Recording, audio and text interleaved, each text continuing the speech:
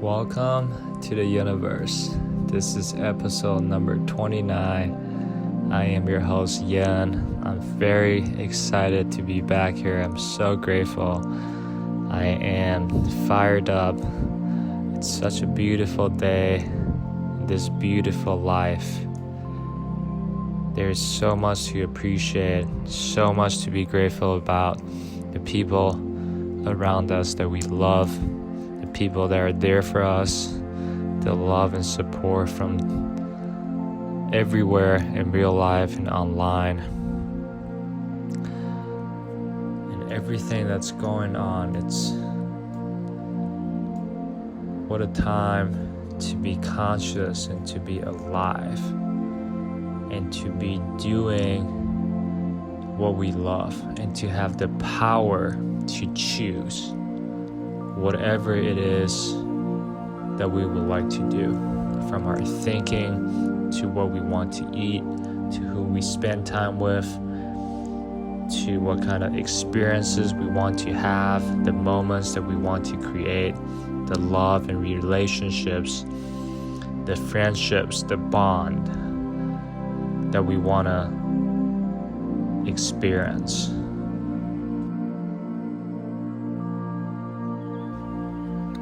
What motivates you, or what drives you? Is it to retire our family, our loved ones? Is it to always be in search of the truth? Is it to do what we love and feel loved? Being self-aware and doing or practicing self-inquiry really helps us answer these questions. In order to want or to know what we want, we have to know a little bit more about ourselves. We have discussed the true nature of ourself, which is this living force that animates the body. It is a packet of energy that we can call it the soul, the self, the Atman, right? So let's talk about becoming more self-aware and to know a little bit more, to find out more about ourselves so that we can better navigate through this journey of life, so we can get to what we want, and we can know what we want and spend every living moment, every waking moment working on that goal, working on that dream, working to achieve, to accomplish, to fulfill our deepest desires. It is so painful, it is so agonizing and excruciating to live our lives for somebody else, right? For other people's impression, for our family members, for the expectations of other people. It is almost like they are somehow naturally or inherently controlling us, and that our behaviors, our results have to match up to what other people thinks of us or what other people want of us. This is actually absurd and ridiculous to even live our lives like this. How can we be more self-aware? Start with trying and experiencing different activities, different experiences, different events that might interest you, that you might have a proclivity or natural inclination towards it, that you just want to do it, you want to try it, you want to see how it feels. Then you can start noting or becoming aware of your feelings, your emotions, your thoughts at each waking moment.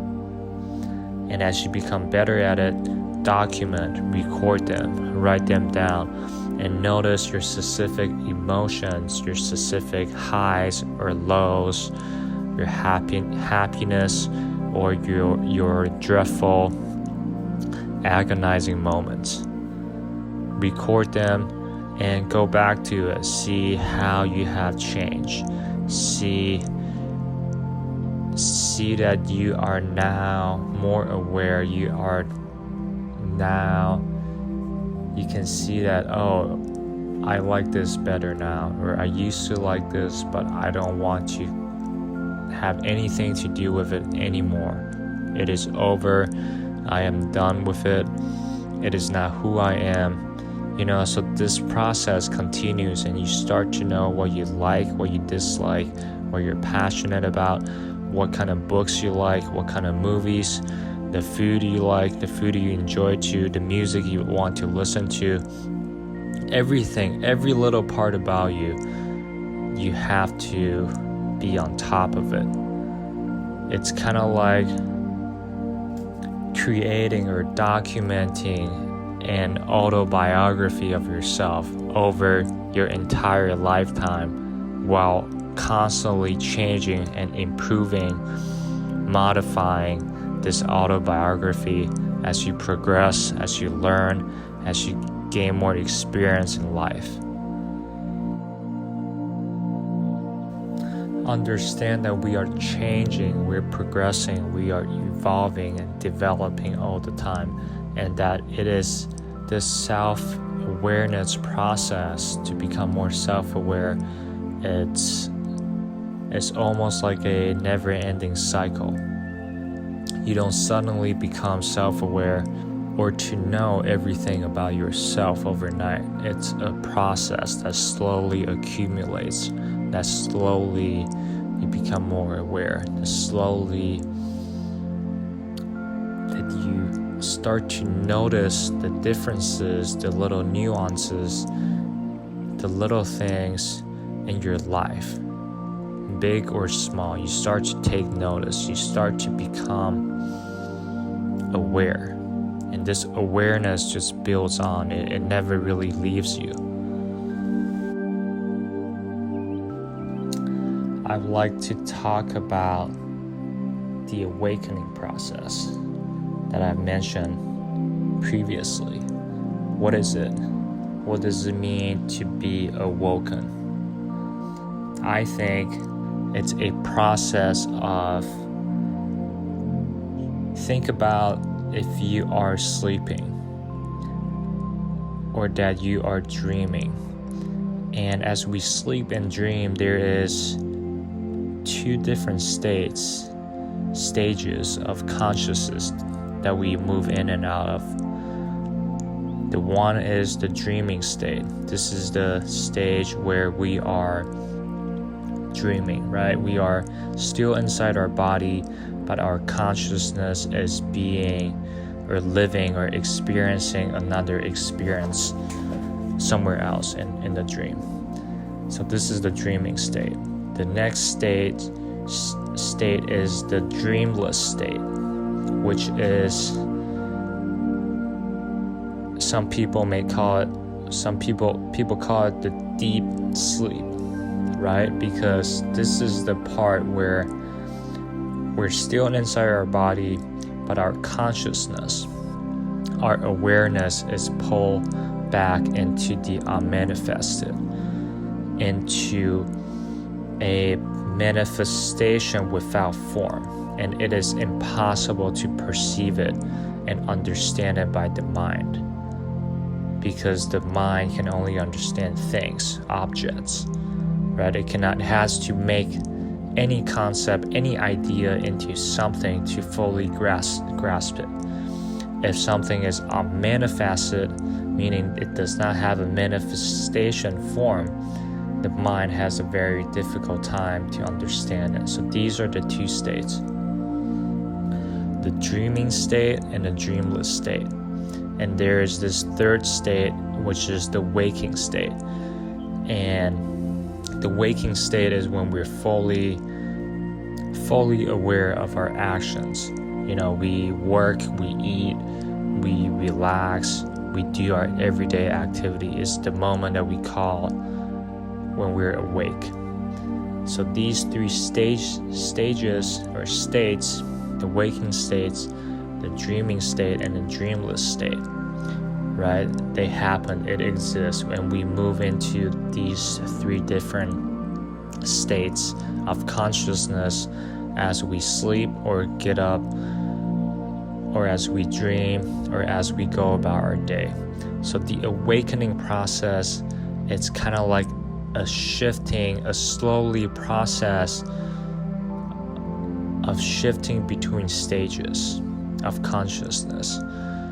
It is like we are becoming more aware, right? We're becoming more conscious during the waking state, meaning the time when we are up, usually in our day, right? The time that we do work and we perform, we eat, we exercise, we rest, we read, we talk, the waking state. So the awakening process is becoming more and more conscious and more aware of our consciousness, meaning to become more into the core of who we are, that we know that who is in control, who is actually in charge of this body, of every single thought, of every deed and action, and becoming less and less unconscious each time. And the awakening process, you naturally become aware of the moments, or right after it, you just realize that, oh, you were just unconscious. I was procrastinating, I was indulging, I was gossiping, or I was doing stupid things that once I was doing things that I would not normally do or approve of if I am fully awoken. So the awakening process is slowly, this builds on, this accumulates. It's like the time between the time you spend being conscious, it's gradually increasing and getting more. So you're fully conscious, you're fully aware almost at all times. And the moments that you are unconscious become less and less frequent. And once that you have awoken enough, right, through this awakening process, it is very difficult to fall back to sleep because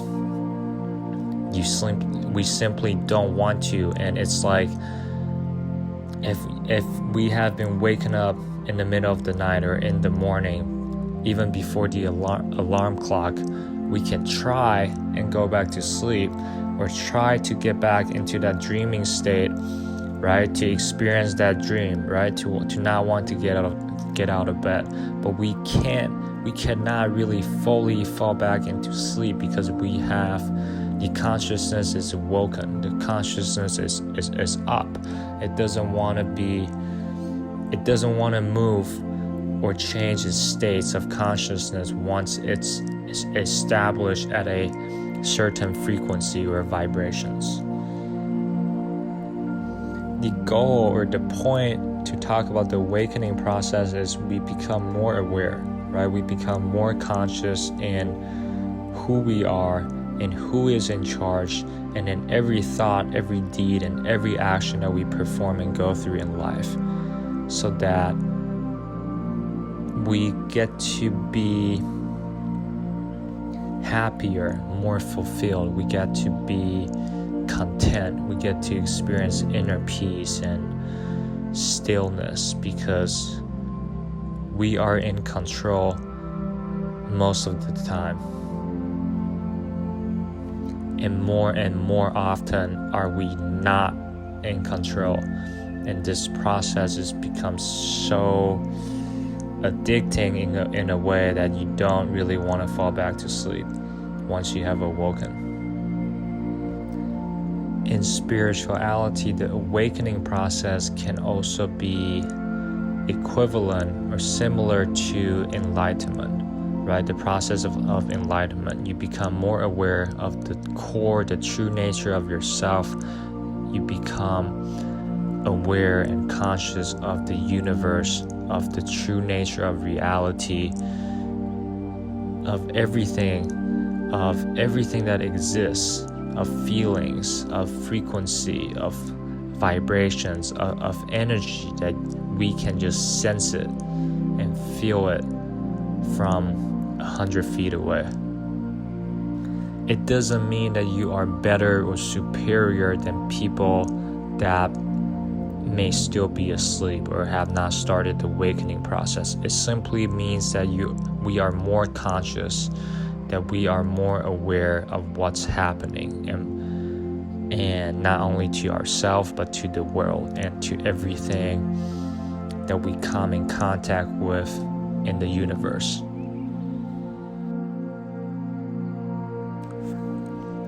I would like to share this very satisfying, a very simple and very ancient story.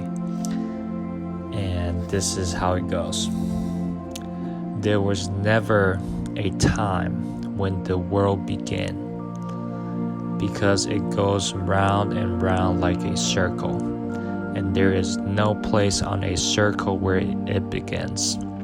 Look at my watch, which tells the time. It goes round, and so the world repeats itself again and again. But just as the hour hand of the watch goes up to 12 and down to 6, so too there is day and night, waking and sleeping, living and dying, summer and winter. You can't have any of these without the other, because you wouldn't be able to know what black is unless you had seen it side by side with white, or white unless side by side with black. In the same way, there are times when the world is and times when it isn't. For if the world went on without rest forever and ever, it would get horribly tired of itself. It comes and it goes. Now you see it, now you don't. So because it doesn't get tired of itself, it always comes back again after it disappears. It's like your breath. It goes in and out, in and out. And if you try to hold it in all the time, you feel terrible. It's also like the game of hide and seek, because it's always fun to find new ways of hiding and to seek for someone who doesn't always hide in the same place.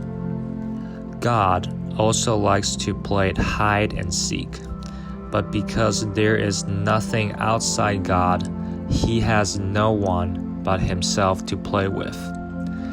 But he gets over this difficulty by pretending that he is not himself. This is his way of hiding from himself.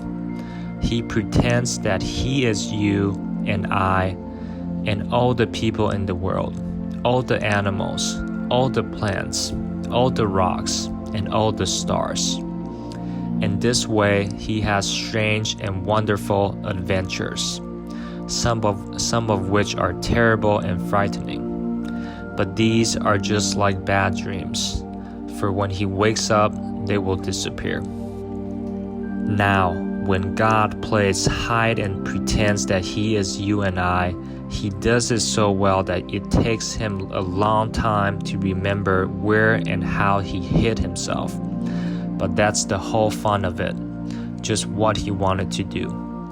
He doesn't want to find himself too quickly, for that would spoil the game. That is why it is so difficult for you and me to find out that we are God in disguise, pretending not to be himself. But when the game has gone on long enough, all of us will wake up, stop pretending, and remember that we are all one single self, the God who is all that there is and who lives forever and ever. Of course, you must remember that God isn't shaped like a person. People have skins, and there is always something outside our skins. If there weren't, we wouldn't know the difference between what is inside and outside our bodies.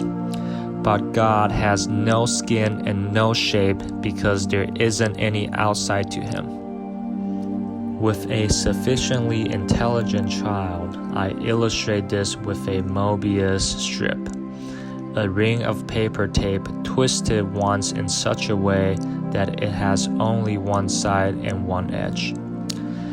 The inside and the outside of God are the same. And though I have been talking about God as he and not she, God isn't a man or a woman. I didn't say it because we usually say it for things that aren't alive. God is the self of the world, but you can't see God for the same reason that without a mirror, you can't see your own eyes, and you certainly can't buy your own teeth or look inside your head. Your self is that cleverly hidden because it is God hiding. You may ask why God sometimes hides in the form of horrible people or pretends to be people who suffer great disease and pain. Remember, first, that he isn't really doing this to anyone but himself. Remember too, that in almost all the stories you enjoy, there have to be bad people as well as good people. For the thrill of the tale is to find out how the good people will get the better of the bad. It's the same as when we play cards. At the beginning of the game, we shuffle them all into a mess, which is like the bad things in the world. But the point of the game is to put the mess into good order, and the one who does it best is the winner. Then we shuffle the cards once more and play again. And so it goes with the world. This mythical story is from the book on the taboo against knowing who you are by Alan Watts.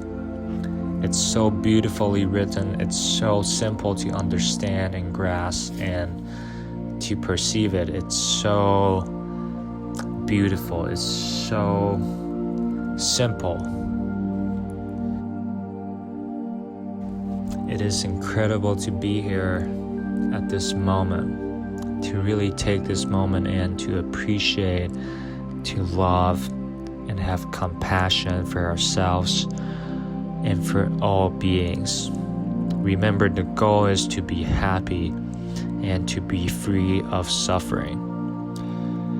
I'm so happy that we got to talk about self-awareness, discuss a little bit of the awakening process, and to end it in the episode with a mythical story from the book by Alan Watts. It's so exhilarating and fascinating. This is so incredibly amazing. I feel so grateful to be here with all of you. I love you all. Have a wonderful and beautiful day.